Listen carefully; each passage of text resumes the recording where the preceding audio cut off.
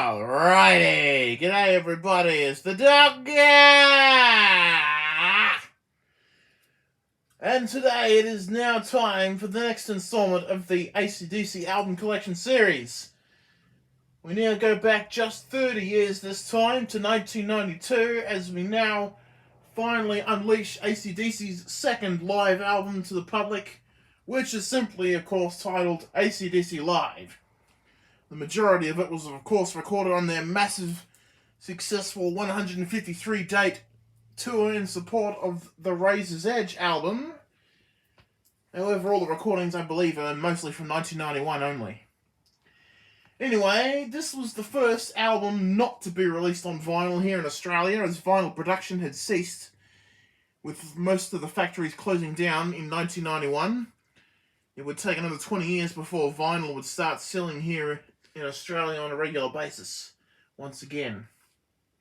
So, the only vinyl copy I have of this album is the 2003 version. So here it is. As you can see, Brian Johnson's been partially cropped out there.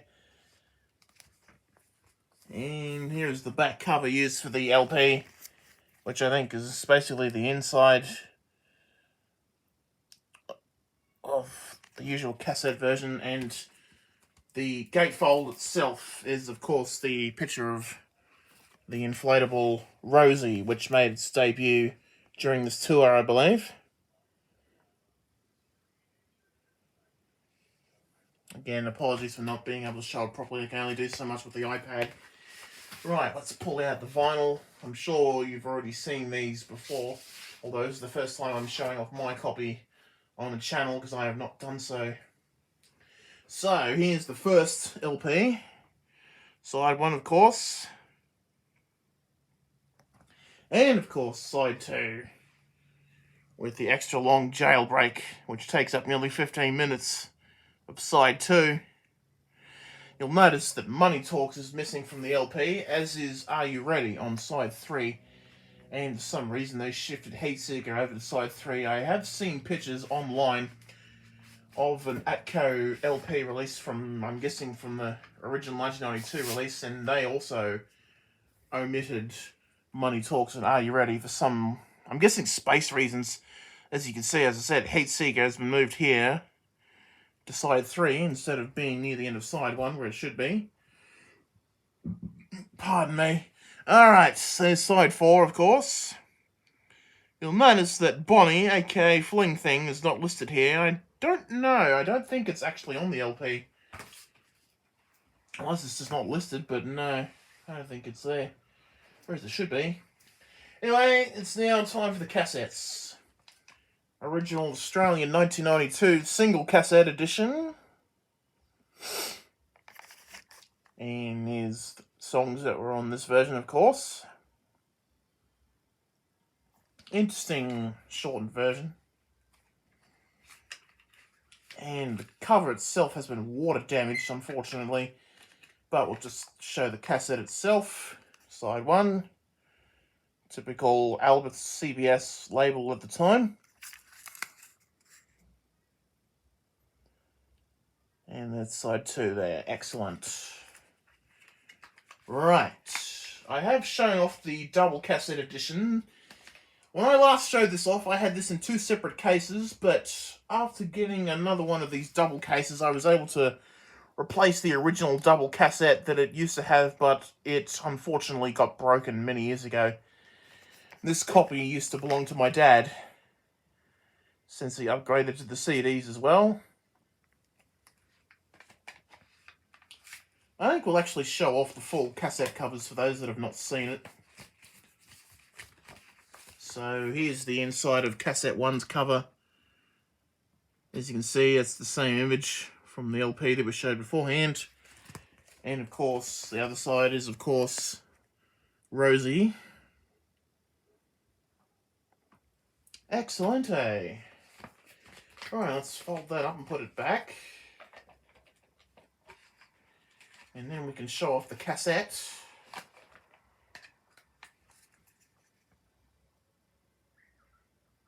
So yeah, side 1 and of course side 2.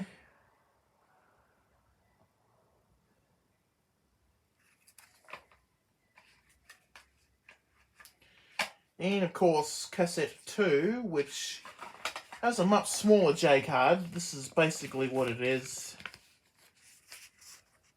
So yeah, it's cassette 2. And inside the J card of cassette 2.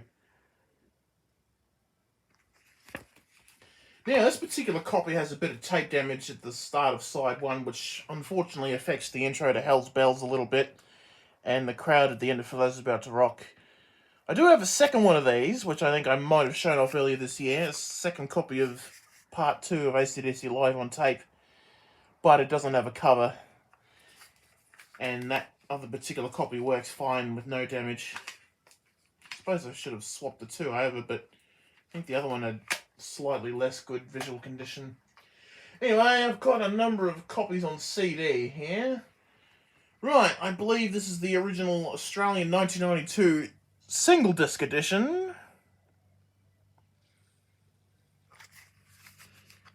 Actually, this isn't the original. This is actually a 1995 reissue, I think, because it's got the EMI logo. And a different album code. I don't have the original single disc picture disc edition. And this one's a little rough in quality. EMI Digital Audio Technologies Australia used here. And that's it. The J card, I think, also got damaged similar as well. Okay, the next one. I think those who have been watching the channel since last year would have seen this next copy. This is the 2-disc version. I think I showed this off in my Christmas special at the end of last year. As you can see, this is the full image, and Brian is actually visible fully. And this is just the slipcase anyway. I'm guessing whoever owned this must have kept the Money Talks dollar that came with it originally, because this doesn't have it. And this is the picture disc that was used on the original release here. So disc 1 is here. And of course we have disc 2. Okay, that is that version.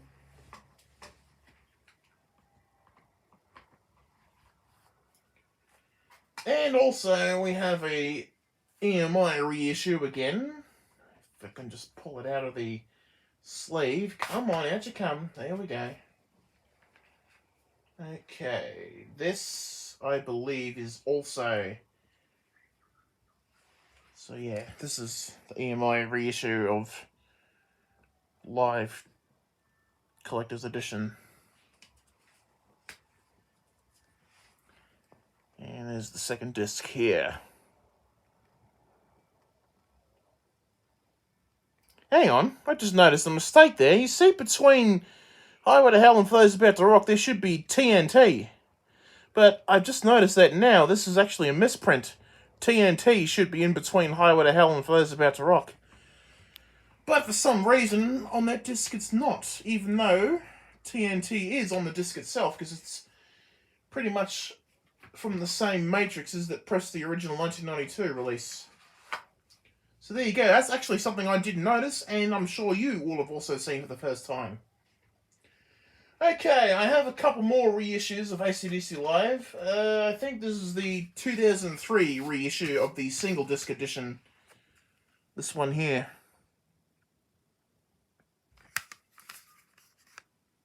Yeah. And this one's also a picture as well. I pretty much bought this one just for collector's sake, really. I didn't really care too much about this version because, you know, it's only maybe half the album, if that.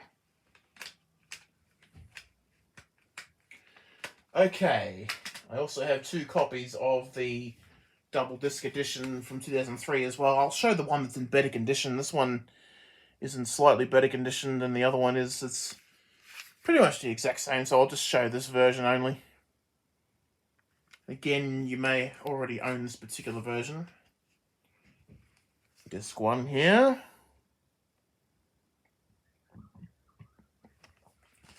And also disc 2. Okay then, that is that, but we are not done yet. We're going to throw in one more, or two more bonus items. In 1993, AC/DC recorded the song Big Gun for the Last Action Heroes soundtrack. Just this morning, I picked up an Australian copy of the CD single, and it's this one here.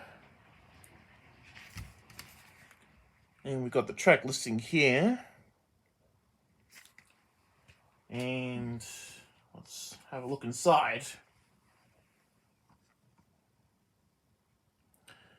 Also have this on cassette, but I forgot to grab it, so it will not be featured here. I just thought I'd show off the two CD single copies I have of this album, also because Chris Slade was the drummer on this.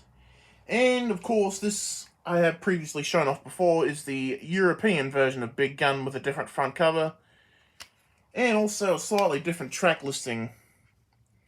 The performance of Back in Black that's on the Australian version is not included. Instead, it's a version of Shoot to Thrill, which I believe is from Donington. That is not the version on AC/DC Live. So anyway, here's the European disc, and inside the front cover. There we go. That is that episode. Thank you very much for watching. You know what to do now. Be sure to leave a like and comment down below. And if you're new to the Be a Good Doga YouTube channel, you know what to do. Press the subscribe button. But that's entirely your decision. I have no problems if you decide not to. But until next time, this is the Doga saying have an excellent weekend, everybody. And we shall see you again.